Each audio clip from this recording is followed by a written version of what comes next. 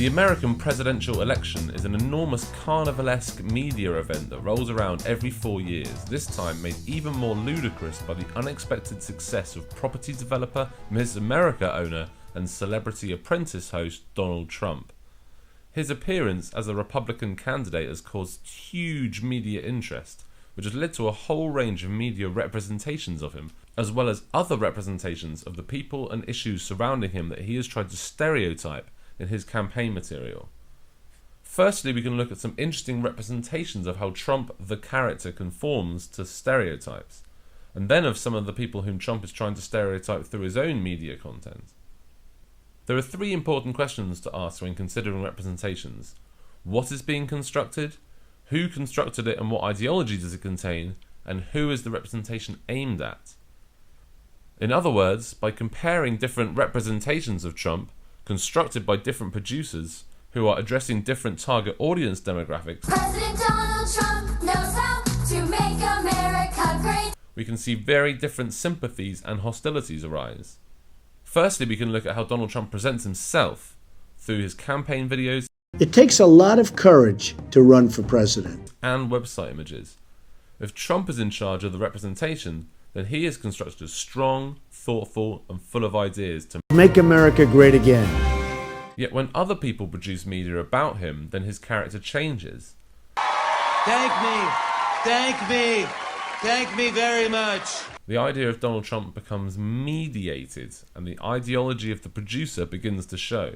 Some of these representations are sympathetic to his cause and present him as important and powerful, whereas others are far more hostile and insulting. Let's look at 3 specific media texts. The first media text is Trump's own campaign website. Obviously, he is trying to persuade potential voters that he is a man of the people who is popular and important. Therefore, all of the images of him are framed with American flags, cheering fans holding out camera phones, and positive pro-Trump signs. All of this iconography suggests patriotism, importance, and the sense of a winner. Because he is in charge of his own representation, he comes across as positive. I get along with people. And powerful. His costumes, expensive business suits, his body language, dominant and powerful, and his locations at podiums in front of thousands of fans all reinforce his character, and also reinforce stereotypes about successful old white businessmen. Secondly, a video produced by Hillary Clinton, Trump's main Democratic rival. The target audience for the advert is again undecided American voters, people who haven't made up their mind yet between voting for Trump or Clinton. Yet because this text is produced by the Clinton campaign, there is no surprise that she comes across more favourable than her rival Donald Trump does. The preferred audience response to the video is to agree that Donald Trump is a threat and a liar.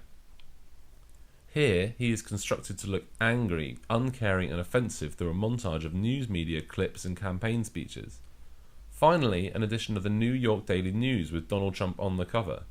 This time, Trump is represented as the devil himself, a hugely offensive symbol for such a religious country. By changing his physical appearance, using colour and graphics, and anchoring the text Antichrist,